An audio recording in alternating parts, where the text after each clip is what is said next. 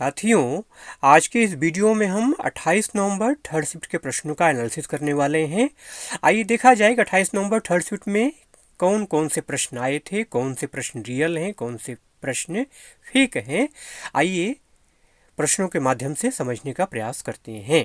ठीक है, पहले प्रश्न की अगर बात करूं तो पूछा गया था आपसे कि चंपारण सत्याग्रह से संबंधित क्वेश्चन आया था कि चंपारण सत्याग्रह का नेतृत्व किसने किया, इस टाइप का कोई क्वेश्चन था। ठीक है, तो देखिए चंपारण सत्याग्रह की अगर बात करूं तो 1917 में ये हुआ था बिहार के चंपारण जिले में। ठीक है, नेतृत्व की अगर बात करूं तो महात्मा गांधी ने इसका नेतृत्व किया था। रटाराय क्वेश्चन है, इस टाइप के क्वेश्चन बार बार आते हैं। ठीक है, कोई ऐसा क्वेश्चन नहीं था जो आप न कर सकें। ठीक है, क्वेश्चन नंबर 2, ये भी पका पकाया रटा रटाया क्वेश्चन है। ठीक है, भारत में थियोसॉफिकल सोसाइटी की स्थापना किसने की, तो एनी बेसेंट। ठीक है, अगर मेन बात करूं कि किसने स्थापित किया थियोसॉफिकल सोसाइटी की शुरुआत किसने की, तो मैडम एच.पी. ब्लाउस्की।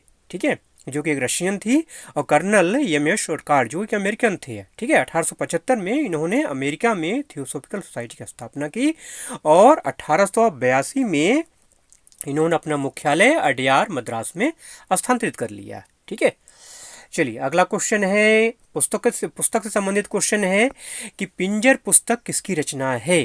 पिंजर पुस्तक अमृता प्रीतम की रचना है। ठीक है, अमृता प्रीतम का उपन्यास है पिंजर। ठीक है, अगला प्रश्न पूछा गया कि रासलीला नृत्य का संबंध किस राज्य से है, तो इसका जो राइट आंसर है वो है उत्तर प्रदेश। उत्तर प्रदेश के मथुरा में, वृंदावन में जो इलाके हैं, यहाँ पे रासलीला का मंचन किया जाता है। ठीक है, अगला प्रश्न है कि प्रधानमंत्री जनधन योजना की शुरुआत कब हुई। ठीक है, ये भी क्वेश्चन रिपीटेड है, पिछले दिनों आया हुआ था ये क्वेश्चन। ठीक है, 28 अगस्त 2014। ठीक है, इसका राइट आंसर है।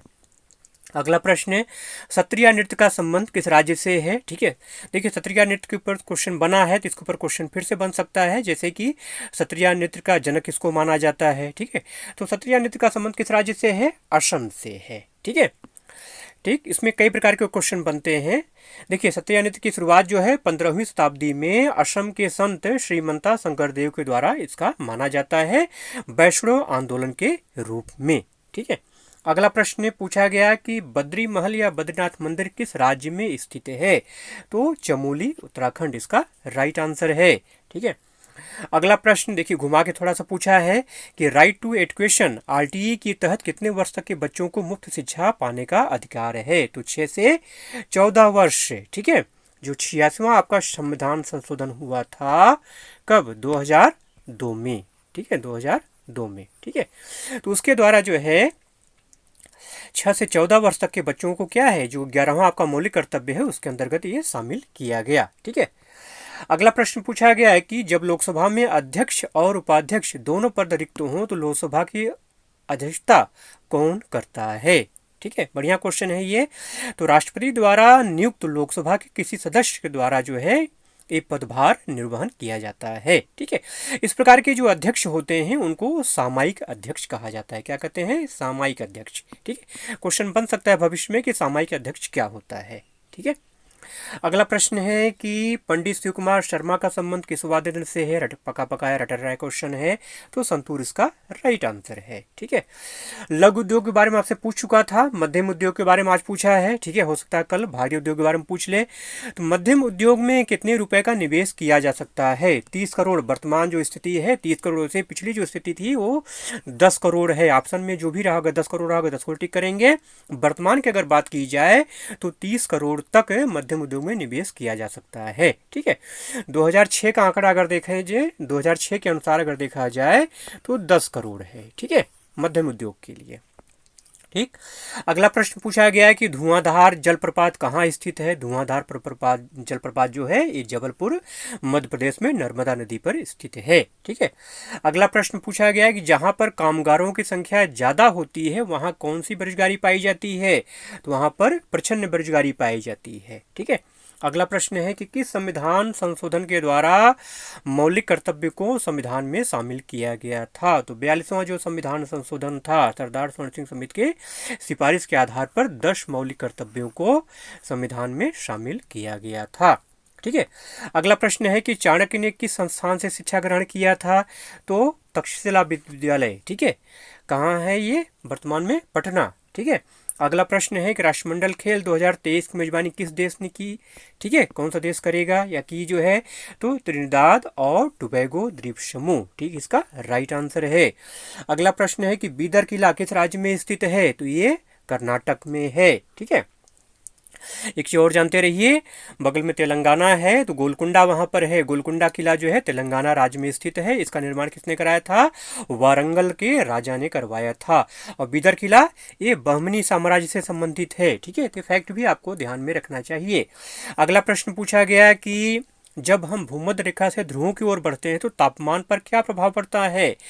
तो तापमान कम होता जाता है। जैसे जैसे हम भूमध्य रेखा से ध्रुवों की ओर बढ़ते हैं तो हवा का तापमान कम होता जाता है, क्योंकि सूर्य की किरणें उष्णकटिबंधीय क्षेत्र के बाहर एक कोण पर पृथ्वी तक पहुंचती हैं तो तापमान कम हो जाता है।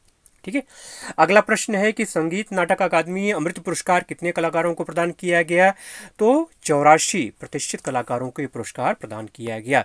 अच्छा, संगीत नाटक अकादमी अमृत पुरस्कार जो है 75 वर्ष से अधिक आयु के जो कलाकार हैं, भारतीय कलाकार हैं, ये उनको प्रदान किया जाता है। ठीक है, अगला प्रश्न है कि किस राजा ने नर्मदा नदी के किनारे आक्रमण किया था? तो पुलकेशिन द्वितीय इसका राइट आंसर है।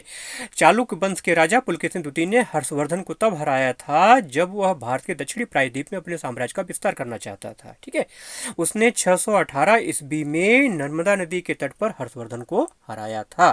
ठीक है, इससे क्वेश्चन और भी बन सकते हैं। ठीक है, कि पुलकेशिन द्वितीय ने नर्मदा नदी किनारे किस राजा को हराया था? ठीक है, इस टाइप क्वेश्चन बन सकते हैं, कब हराया था। ठीक है, अगला क्वेश्चन है कि ऑस्ट्रेलियन ओपन 2023 का खिताब किसने जीता? नोवाक जोकोविच। ठीक है, अगला प्रश्न साइंस से है कि गलेना किसका अयस्क है? तो गलेना जो है सीसा, पीबी, ठीक है, लेड जिसको बोलते हैं पीबी, पीबी का अयस्क है। गलेना का जो रासायनिक सूत्र होता है वो है पीबीएस। ठीक, अगला प्रश्न भी साइंस से है कि कैल्कोपायराइट किसका अयस्क है? कैल्कोपायराइट जो है ये तांबे का अयस्क है। ठीक है, इसका रासायनिक सूत्र होता है CuFeS2। ठीक है, इसके अलावा तांबे के जो अयस्क हैं क्लोकोसाइट है, ठीक है, कोवेलाइट है, बोर्नाइट है, टेट्राहेड्राइट है, एनर्जाइट है, ये सब तांबे के अयस्क हैं। चलिए कंप्यूटर का क्वेश्चन देख लेते हैं। URL क्या होता है? URL का मतलब होता है यूनिफॉर्म रिसोर्स लोकेटर। मतलब क्या है ये एक प्रकार की फॉर्मेटेड टेक्स्ट स्ट्रिंग होती है जिसे कि वेब ब्राउज़र, ईमेल क्लाइंट या किसी अन्य, ठीक है, सॉफ्टवेयर में किसी नेटवर्क रिसोर्स को ढूंढने के लिए प्रयोग किया जाता है। ठीक है, URL। ठीक, अगला प्रश्न है कि कट की शॉर्टकट की पूछा गया था आपका। कट का शॉर्टकट की, कट का जो शॉर्टकट की होता है वो होता है Ctrl+X। ठीक है, Ctrl+X। कॉपी करने के लिए Ctrl+C होता है और पेस्ट करने के लिए Ctrl+V होता है। साथियों, जितने क्वेश्चन थर्ड शिफ्ट में मिल पाए थे रियल क्वेश्चन वो मैंने आपको करा दिए। वीडियो अगर अच्छा लगा हो तो प्लीज़ इसको लाइक शेयर जरूर करिएगा और चैनल पर अगर नए हैं तो प्लीज़ सब्सक्राइब करके बेल आइकन जरूर से प्रेस कर लीजिएगा। पूरा वीडियो आपने देखा इसके लिए आपका बहुत बहुत धन्यवाद।